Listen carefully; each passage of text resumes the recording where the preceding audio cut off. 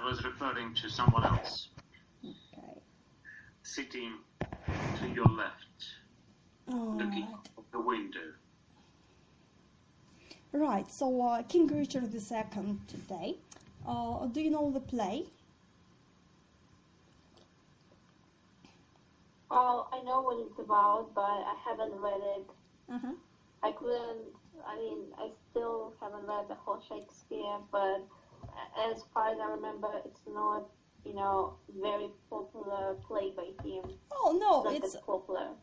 I guess his popular plays are comedies and some of the dramas like Othello and Macbeth, but then again we have a whole lot of historical plays. Well, I haven't read them either, to be honest, because they seem a bit boring to me. Maybe I should do it, because they're still brilliant. They're still... if you actually have a look at them, they're amazing. The words, the characters, amazing. Maybe you can just watch it, because they're very good plays which you can watch online. Then anyway, I came across King Richard II just recently with David Tennant as King Richard, and David Tennant is an amazing actor. He's really good. So I liked it. I couldn't watch the whole thing because really, not really my thing. It's all about politics and who's the boss. But when you come to the point somewhere in the end of the play, so what happens is King Richard II is a very weak king. And if you look at that play with David Tennant, they show it really well, because he has long hair like a girl, and he wears long clothes like a dress, and he's always like while the other guy... Can I just say something? People will start. For those times when men wore woman-like dresses, it was all right. It was right. But then within the play, other people wear more like knightly armor, and that guy Henry, he looks military. He has really short hair. He looks all manly. So the contrast is really clear. And basically what happens in that play is that in the beginning King Richard is happy and powerful, and he does what he likes, and he sends Henry to... he's not happy with him. But then he goes away on some business, and he leaves his kingdom to...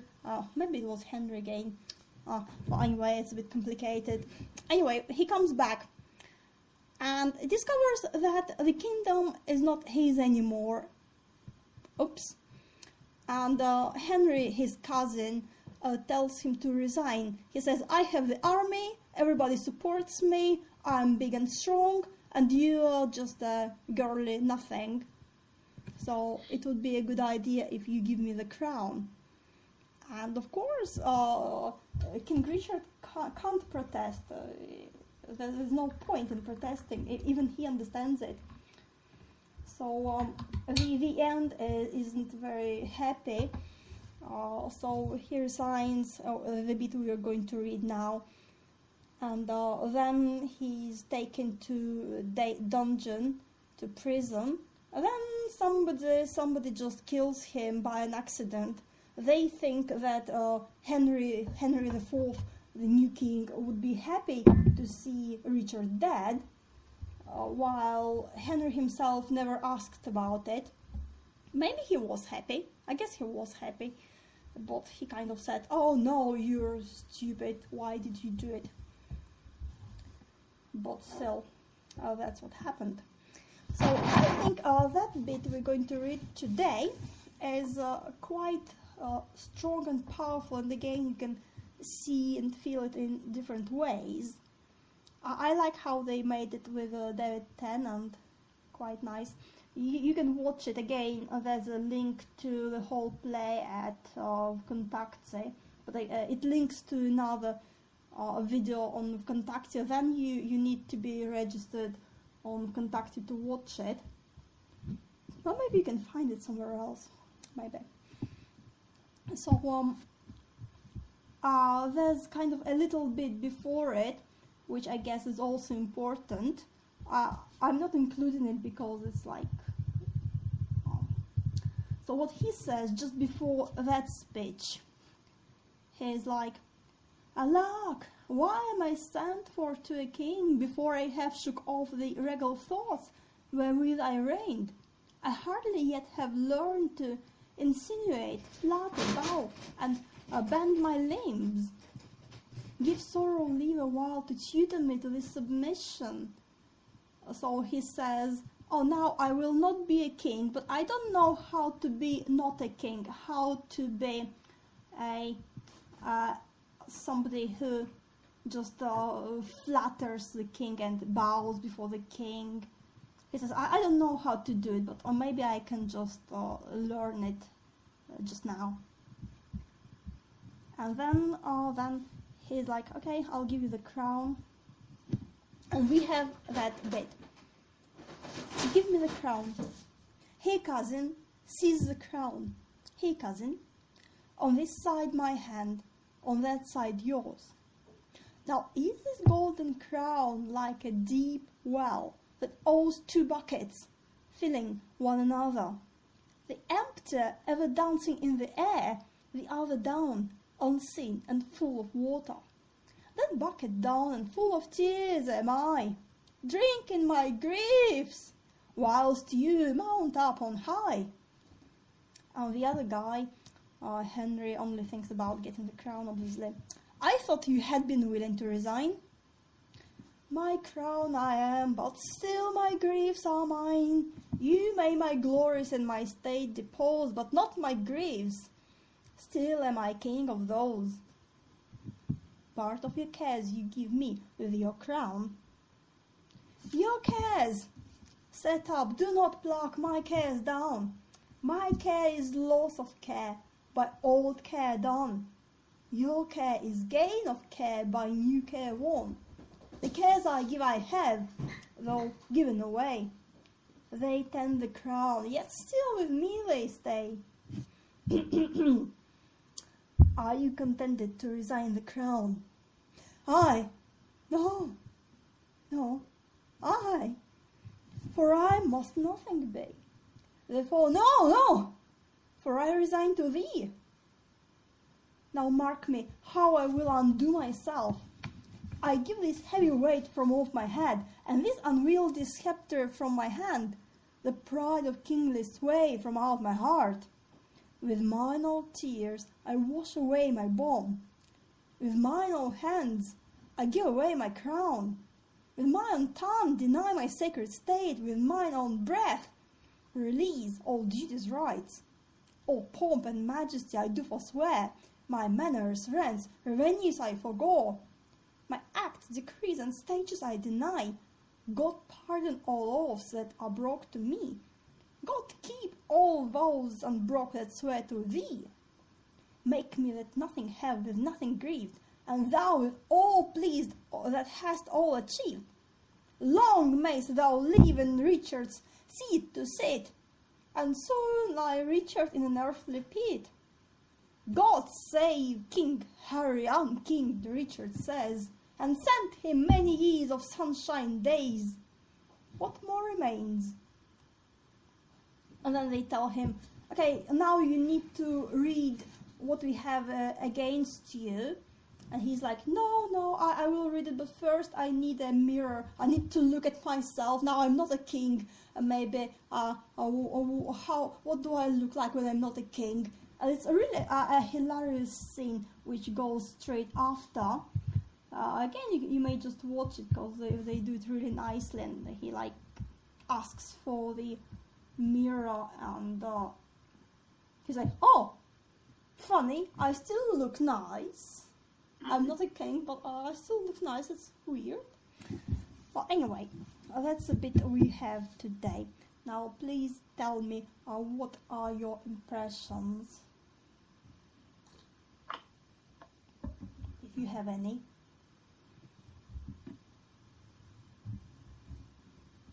Well, my impression is probably more technical than Any kind of impressions, technical. Technical impression is that I think it's the first time in an entire series of our explorations of English and American and poetry that we have this type of poetry.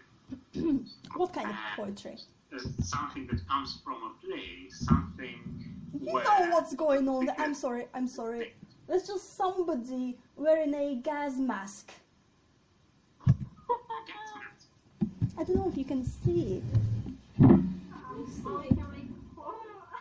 Can you see it? Oh yeah. Everybody's away out to the countryside. Everybody who can, which is a good idea. Yeah. So, why is it different from all other kinds of poetry? How is it different? I mean, it's probably not. You might say it's not poetry at all, because what this piece represents is, at least at the surface, a conversation between people who normally do not speak in words. And in fact,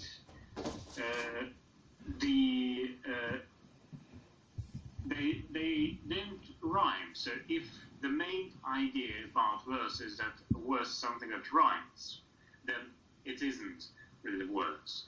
And then I think it's because several people are involved in this exchange.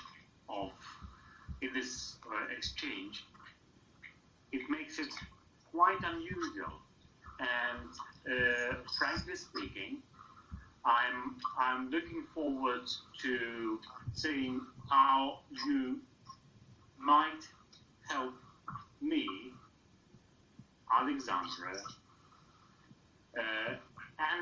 sort of read it slowly, analyze all these intricate pieces, because again, that's the first time, but it's only a thing that comes to mind because I did, and I'm always interested in seeing other people doing similar things, doing what might be classified as teaching. Yeah, we'll do it together. Okay, Alexandra? Well, I think I might have a different impression, because undoubtedly it's a very beautiful piece. It's very melodic. It has harmony in all the words and the balance, and I really, really like it.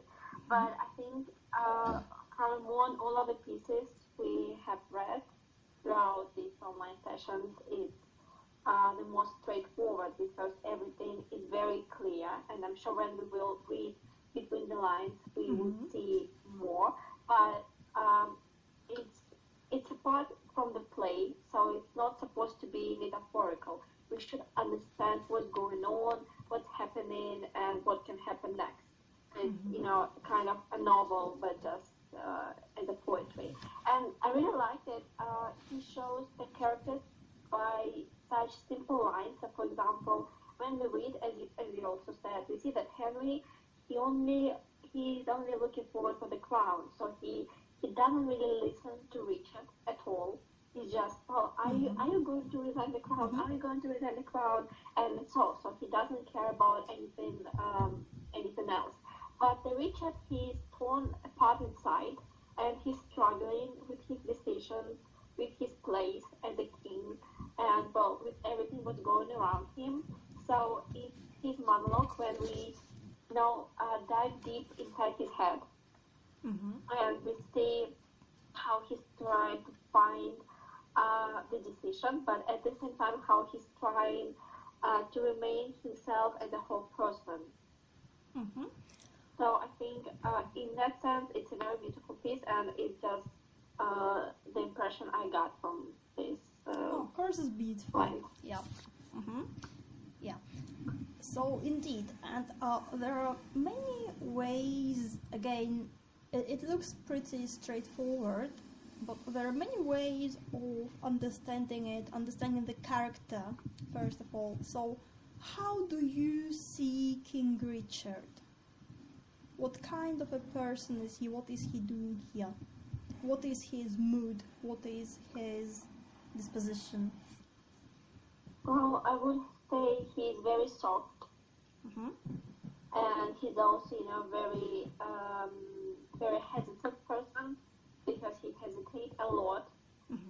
He's also very, very sensitive person because he can really analyze his feelings and he feels a lot of things. He's very indecisive, I'd say, because he can't really find a decision. And I would also say that he's very, very young as a king. He doesn't have much experience, and he doesn't really have people around him who would advise how to do right. So he really, he's got very heavy decisions on his shoulders. Okay, Sergey? Well, I'm quite impressed both by Shakespeare and by what Alexandra has just said. Is it okay if I pass for a moment? Yeah, okay. Because we don't have to talk just because we have to talk. We speak when we have something to say. That's the best way of talking. So yeah, indeed, you can see how King Richard just talks and talks and talks, while Henry is all to the point. He doesn't beat about the bush at all. He just says, I thought you had been willing to resign. You give me a crown. Yeah, continue to resign. So as for Richard's sensitivity, that is true again. There's a beautiful bit somewhere very close to the end. Horse. Where is a horse? Horse. So what happens is when he's in a dungeon, a groom comes to see him, just a simple person, and they have a short conversation. Like the groom says, "Oh, you are still my king. I'm still with you." And that's kind of very sweet. And he's like, "Oh, what are the news?" And of course, it's the groom. He can only tell him about horses. And so he says, the coronation day was nice, and the new king, Bolingbroke, Henry, was riding on your best horse, Barbary. That horse that thou so often hast bestride, that horse that I so carefully have dressed. And he's like, oh, what have I done? I gave that false new king your best horse. And the king is like, rode he on Barbary? Oh, tell me, how went he under him? So proudly as if he disdained the ground. So proud that Bolingbroke was on his back. And then he's like, oh, horse, how could you do that to me? Yeah, and then he's like, oh, where was it? Forgiveness, horse, why do I rail on thee, since thou, created to be awed by man, wast born to bear? I was not made a horse, and yet I bear burthen like an ass. That's funny. So again, he kind of can look at little details and then come back to himself. And here again, all he is asked to do is like, okay, just give me the crown, and that is all. And they just stand holding the crown, like seize the crown, cousin. And he wants to take the crown, but he doesn't let go. So it's like, on this side my hand, on that side yours. And he starts talking. But again, what is his mood here? Is he sincere? Is he a little bit mad, crazy, not right in his head because he's about to lose his crown? Or is he mocking him? What is going on here? Is he as simple as he appears to be? So let's look at this first little bit. Give me the crown. Hey cousin, seize the crown. "Hey cousin." So he says, "Hey cousin, seize the crown, you can have it," and he doesn't let him have it. "On this side my hand, on that side yours. Now, is this golden crown like a deep well that owes two buckets, filling one another, the empty ever dancing in the air, the other down, unseen and full of water, that bucket down and full of tears am I, drinking my griefs whilst you mount up on high." So is it, how are you supposed to react to it if you are Henry? If you are Henry, how are you supposed to react to this speech? Well, I think if I were Henry, I would be confused because Richard is obviously more complex character than Henry is. So Richard, he's saying his, let's call it opinion, but in a very long way. And Henry, as I said, he doesn't want to listen to Richard. He thinks that he's got everything set up, and he just needs, one little tiny push, and Richard will give up. But as for the Richard, I think, as I remember, he was concerned that he's the king by the God's will, and it was completely normal for those times because king was... That was the whole idea. Yeah, so I think that even though Richard understands that he wasn't the best king of all times, he still thinks and he is concerned that he is the right person to be the king, and he can be the king, and he should be the king, despite everything what's happening. And he feels, I don't know if it's right, but I think that he feels like he's been robbed and he's been, separated from something very, very important from himself. So do we have it in his words here? Can we feel it? Can we find anything? Well, I think that the line, "drinking my griefs whilst you mount up on high," is a very powerful line because it shows how he's devastated and upset, and at the same time he's very clever because he understands the whole situation. Cat wars. Oh, cats just crazy today. They feel it's May, and they just don't understand why humans stay at home all the time. Well, anyway, yes, and at the same time, you can indeed read it literally like you do. And like he says, "Oh, I'm drinking my griefs, and you mount up on high," and we can take it at its face value. At the same time, it might not be quite so. It really reminds me of some of Pushkin's poems, where he appears to be, again, like here, saying, "Oh, I'm so miserable, I have nothing, and you just have it all." While if you look more closely at those poems, he says exactly the opposite. So I guess one of the meanings here, and I think they kind of show it in David Tennant's version. I haven't seen any other versions, so I can't really tell about other versions, but they do have it in that version. He says it, but at the same time he's teasing, he's mocking, he's jeering at Henry, and Henry is a bit too straightforward to feel it, to know that he is being laughed at. Can you find anything in this little bit which would be which would have a double meaning, which might mean something opposite to what he's saying? Well, I think it's the well, obviously, like that those partners feeling one another, the empty air ever dancing in the air, and I think that's it has this double meaning. So how do you explain? How do you read it?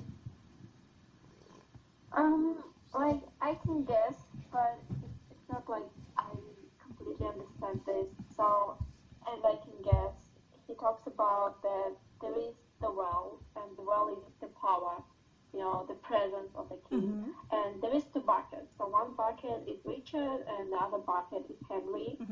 And one of them, he really wants to be full, like the bucket to be full of this power. But how can I say? Well, the second bucket, which is unseen, is still full of water, which is impossible for the first bucket. So Richard says that he will be the king, and he is the king even though he's down in the dungeon and he's trapped, he's in prison. He's still the king, and he can give away his crown as an object, but truly he will still keep the crown on his head. Yeah. And an obvious reference is just saying that somebody is empty, shallow, empty. Oh, you are dancing in the air, and on one hand, it's nice to hear that you are high in power. At the same time, he says, but you're only there because you're empty. But to be a real king, you need to be full of tears, full of griefs, full of feelings.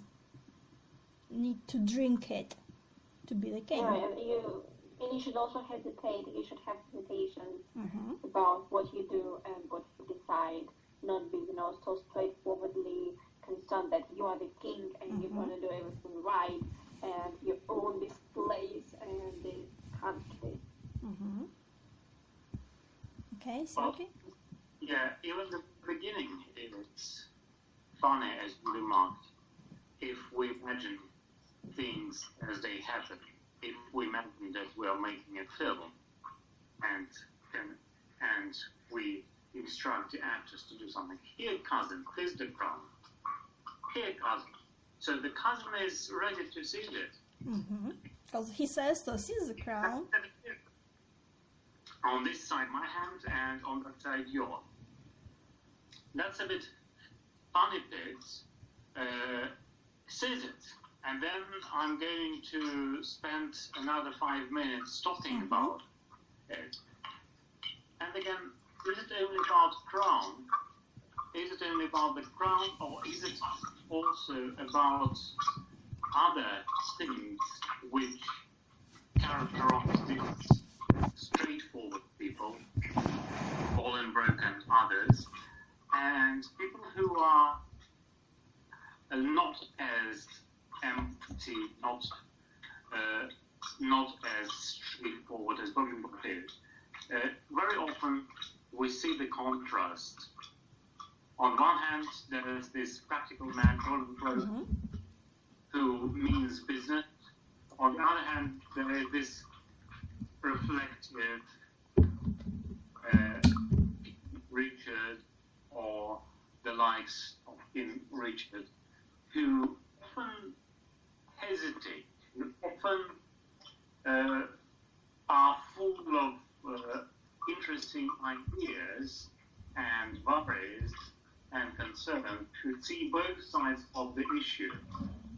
But again, like the big buckets, they can't really move, whilst Bolingbroke and his likes mount up on and dance in the air.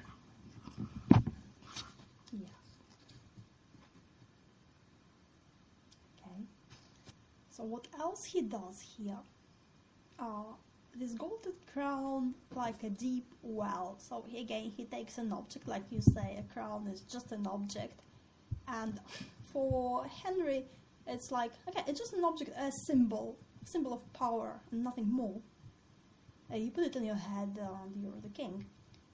He adds another dimension to it. He says, you think it's just a circle. It's not a circle two-dimensional. But really, you turn it and you've been looking at it from above. It's not a circle, it's a well, and a very deep well. Yeah? Then again, the idea of a well it has many layers to it. Have wishing wells, for instance, and magic wells, and lots and lots of associations with wells. And two buckets. Again, if you want to be a king, if you are a king, if you want to be a king, do you like comparing yourself with a bucket? Not necessarily. So he has no problems with that, King Richard. He says, I'm like a bucket. But if you're Henry, maybe you just don't listen to that nonsense. I'm not a bucket, I'm a king. I want to be a king. Yeah. So for King Richard, there's another dimension to what is going on, and Henry is kind of missing it. So again, that's important to be attentive. We always have access only to some layers of understanding. We never have access to all layers of understanding, obviously, because we are limited here. And again, the concept is something that Richard is trying to impose on us. Much deeper than what you can see. You can only see the bucket in the air, but there's another one down there. Which does the job. Yeah, and it's full. So this is, again, speaking as someone who knows, who can look beyond what's obvious, is a very good example of how you explain what deep understanding or depth really is. So we have ideas of fullness and emptiness. We have ideas of seen and unseen. Again, emptiness is connected with being seen, being present, being apparent, and unseen is connected with the idea of being full, being in that well. Because if the bucket is empty, it's outside of the well. So we have two buckets, one goes down, another goes up. So they can't be two buckets at the same time in the same position. That's what he says. There can't be two kings. He's still the king, King Richard II. Okay, he still has the crown. So let's see. So even if we look at the play, then even after he gives his crown away, he's still called King Richard. And how about... Yeah, and Henry, to the end, he's not called all of a sudden King Henry. He's still called just Henry Bolingbroke. Although it's not necessarily, because if you look at other plays by Shakespeare, then often when somebody changes dress, for instance, pretends to be somebody else, then he or she is listed as this new character to show it. So if he stops being king, then he might be just Richard II. Or if Henry starts being the king, he might be listed as a King Henry, just to show that he has a different appearance now. But no, he's still called Henry Bolingbroke, not a king. King Richard is a king to the end till he's dead. And he's called the king. So there's that man who kills him who thinks it was a good idea. Well, and it's a mistake. He still says, "This dead king to the living king I'll bear, take hence the rest and give them burial here."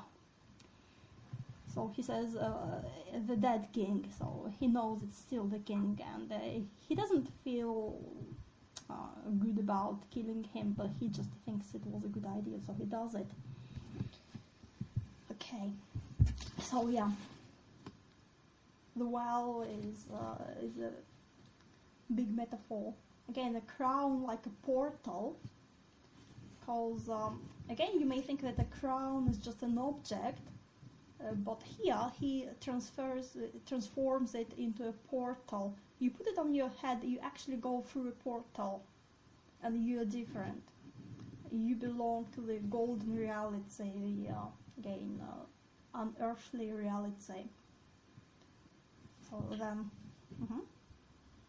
Well, we often also think something special with the monarch, be that the king or the queen. I think it's, from some people, it just goes on a subconscious level. I've been watching a short Danish documentary about the Danish queen, the current queen, and they show her at ease at her home, taking care of the flowers or doing something else. And still, probably because there's this portal, this, well, let's say, magic associated with someone wearing a crown. Not in the literal sense, because of course she wasn't wearing a crown while she took care of her flowers, she was wearing flowers. But still, there's something that tells me, okay, she's the queen. Look at how she behaves. You can easily see that she's doing all these things I can also do, but in a very different way. Again, it might be something that is not really true. It might be something that we assume because we know she's the queen. Well, no, because it's in the upbringing and education. If you are a king or a queen or a princess or a prince, then you do behave differently because your upbringing was completely different. You have your sense of dignity. I guess that's the first and foremost difference. How you bear, you know you have your dignity. Lots of people forget today that they have their dignity. And they just behave, well, we all do at times, like they have no dignity. I mean, you read, there are really good books on it, like there was one book, I don't remember the title, but basically it was remembering the royal family, the Russian royal family, the last days, written by their close friend or somebody who was with them all the time. And how he describes them, you can see they're different people. Like, there was a really good moment which I remember from that book. Again, akin to that situation here, when King, what's his name, Nicholas, he was kind of upset from his throne. He's like, no, you're not the king anymore, now you're just a citizen, Nicholas. He's like, and they are taking him somewhere, and one of the soldiers starts making fun on him, and what he did, without turning, he just hit him with his walking cone as if by an accident, without even turning. So, and that way he kind of let him know that he was still the king. And if you read that book, if you can find it, I don't know if you can find it, how can you find it? There are probably lots of books on the subject. But you read through it, and it gives you different examples of their upbringing and education and how they're taught to be, well, kingly and not petty. So yeah, it's how you behave yourself, and maybe King Richard II, while being all that he is, he might still be more of a king than Henry Bolingbroke. Bibblebrox. Oh, funny name. Maybe we can feel it here, that even though Henry gets his power by force, but he still has to earn it, maybe later. Maybe he can become a real king, but not immediately. There is the play dedicated to him, Henry IV, and I haven't read it, so I can't really tell you about it. But from here, we can already suspect that his story won't be that easy. Again, I guess it's interesting for like Russian people because it has parallels. Of history. So meanwhile, King Richard continues. It's like, my crown I am, but still my griefs are mine. You made my glories and my state depose, but not my griefs. Still, I am king of those. Your comments? Any comments? Do you agree? Do you disagree? How do you feel about it? Well, just a tiny remark. He's trying to say that Henry Bolingbroke words, the word resign, rhymes with the word mine. I think it does. Yeah. Hi, I, resign, mine. Yes. And yet, it seems that they are discussing completely different things. Yes, indeed. Something deep about what Richard has to say, and of course, also he uses many more words than does Henry. When Henry says something, he does not really address the issue at hand. He responds to something else. He responds to the very act of trying to get hold of the crown and unable to do that at the moment. I thought he had been willing to resign. There's nothing in what Richard says about resignation or something. And again, although Richard's first line rhymes with resign, he continues talking about something that is important to him and consequently to us. My crown I am, but still my griefs are mine. There's a huge gap between Henry and Richard. They seem to be talking two different languages, as often is the case today. For example, practical people meet unpractical people, impractical people. Well, it doesn't have... That's just unnecessary. They seem to be speaking two different languages, and that's clearly seen from this little extract. So what happens is not that we speak different languages. What happens is that we live in different realities, because language only reflects our reality, obviously. So you may again recollect Bible where, say, Jesus says something and nobody understands him. And not because he uses some different words or different meanings, but because they are in different realities, and you can only understand the meaning by being in the same reality as the speaker. And then again, not necessarily understanding it, but getting a bit closer to it. But then there's the question: if there are two realities which are separate, they might be accessible, they might be not. Isn't it true then that Henry's reality is the reality he's living in, and most of King Richard's entourage also belong to this Bolingbroke's realities, while King Richard is somewhere just a bit there in the well, and his reality is different, but he doesn't find many who belong to this reality. You mentioned the group. Again, does he belong to King Richard's reality? Probably not, because of what you mentioned. Does he belong to Bolingbroke's reality? Well, maybe. He's different class, of course.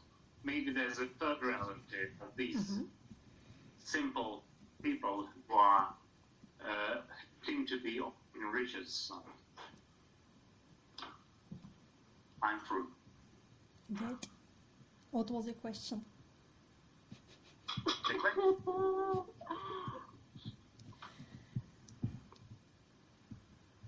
Do you remember what was your question? Not really. What was the question? I don't remember the answer.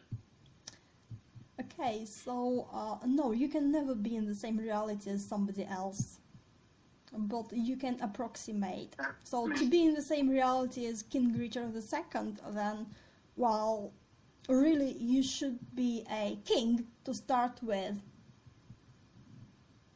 And that's where our paths part. Because I'm not a king, you're not a king. So we can't really understand what he is saying. We can't. We can never understand it fully. We can only understand it from our own position, same as Henry can only understand it from his own position. But he's not a king either. Yeah. And then again, you can say, "Oh well, Shakespeare wrote it. He wasn't a king." Well, he was a king when he was writing it. That's a one little trick which we can do. We can't become kings fully, but we can kind of simulate it. It will never be a complete simulation, obviously, because it's a simulation, but we can use our empathy, we can use a bit of magic to find some points of connection. If there is something similar in what he feels being a king and in how we may feel being whoever we are, then we can start with that a bit. So what would be an example from life? So if you're not a king, but still sometimes we need to give our power away, which we feel belongs to us by right. How do we feel about it?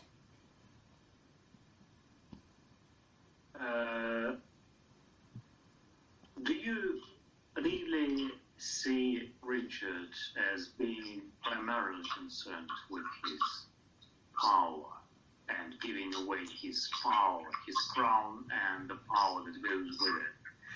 Because, again, as I see it, if I try to approach Richard's reality, he is much more concerned with being the king of Greece. He's much more concerned with what is not a thing, but rather with what is somewhere deep down. Well, that's his answer, his reaction. I'm not saying what's his reaction, I'm saying what is happening. So what is happening is that somebody is trying to take away his power. His reaction is, that's not my real power. You cannot take away my real power, because my real power is my tears, my griefs, my what I have. And you may my glories and my state depose, but not my griefs. Still, I am king of those. Yeah, and again, you are the king. You are all powerful. Now you are deposed. What remains there is maybe your wealth, and then you are the king. You're still the king because you can sit there, relax, and drink champagne instead of drinking tea. Mm-hmm. And he is not the king of champagne. His idea, I'm the king, is not the idea of power, but rather the idea of grief. I'm the king of my grief, he says. Alexandra? I can only tell you my opinion because I kind of disagree with you both. Good. So, as I said, okay, so first of all, I, as a person, completely disagree the concept of the real king, which we know who was stated by God, but that doesn't have anything with this play. So I think that firstly, it's very interesting to look at this play as a part of history. As you said, so we can understand how kings at those times thought about themselves, about their power, about their responsibilities, and about their place in the world. And it's very interesting. And also, as you said, we cannot fully understand them, but at least we can have a look at it and, learn how people lived during medieval times, during these times, and how they felt, how they treated life. And I think it's very important. Well, still, again, it's Shakey's representation, and he was never really concerned with historical truth. He was concerned with inner truth. the truth of Yeah, self. but I'm not talking about factual truth, Mhm. like it happens that way. Mhm. I'm talking more about the mentality. Yeah, yeah. And the second what I think is that you said that I think you said a very important thing about that. He said that I still have my griefs. He said, what did he say? He said, my griefs are mine, my glories are mine, my states are mine, and I'm king of those. So he, well, when you were a king and you were the ruler of the huge country, just huge country, and you had basically everything, and then you were defeated, you were in prison, and you were, as your opponent thinks, you were broken. He still doesn't feel broken. Mhm. He still is sure that he has a right to have Mhm. himself as a. Well, I'm so sorry, I'm just a little bit wagey today. He's still a human being, and he still acts with dignity, and he still values himself, and that is very important. And It is. as you said, if we can look at this play as about us, we all had such situations in life when we were really, really down, and when we were almost defeated, but we didn't succeed, and we lost a lot of things. And not everyone acted with dignity. Not everyone had this, inside will to act on that level. So I think it might show us a person who was defeated but wasn't broken. Yeah. So, yeah, that's all true. And again, like we say, it all comes back to your dignity. So even if you're, like he says, you may my glories in my state depose, still, you don't get angry, you don't say anything nasty or straightforwardly nasty. You still keep your wits about you. You accept it if you have to accept it. Even when he is in dungeon and he knows he's about to die, let's see that little bit. So it's like somebody comes into the dungeon and he says like, I came to kill you. So, how now? What means death in this rude assault? Villain, thine own hand yields thy death's instrument. So there's a guy who comes to kill him with an axe, but he just snatching an axe from a servant and killing him. Go thou and fill another room in hell. He kills another. Then Exton strikes him down. That hand shall burn in never quenching fire that staggers thus my person. Exton, thy fierce hand hath with the king's blood stained the king's own land. Mount, mount, my soul, thy seat is up on high, whilst my gross flesh sinks downward, here to die. He dies. So, he's not as girly as he seems to be at first, or maybe he learns that time. He defends himself. But then when he's killed, he just says, okay, you killed me, but it's not because you killed me personally, you killed the king. And if you kill the king, then it's bad for the whole country. The king's blood stained the king's own land. What have you done?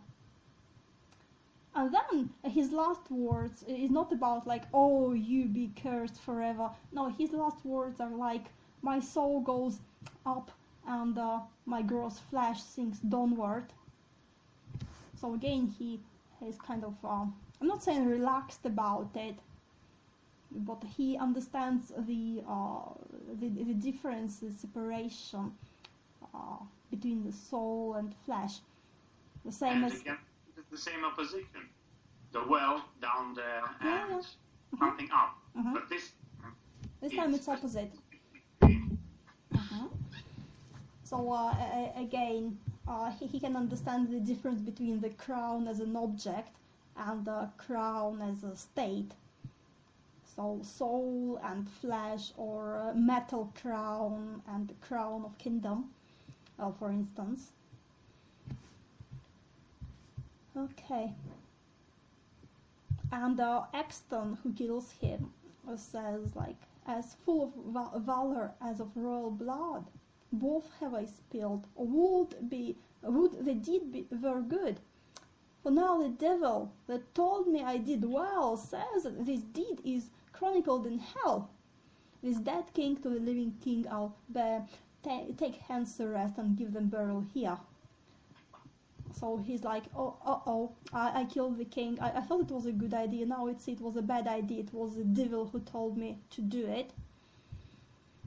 So he understands it. Okay, so coming back here. So you may my glories in my state depose, which is like, okay, you can take away my power. You can tell everybody I was a very bad person. You can mask, you can hide, you can eliminate all my glories. You can say it never happened, which often happens. But nobody wants my griefs. Nobody wants my griefs, and that's where I am myself. Because if I'm unhappy, you just tell everybody that I'm unhappy because it pleases you, but I don't mind because it's real. It's what makes me real, and I'm the king of those. And Henry's answer is typical. Part of your chaos you give me with your crown.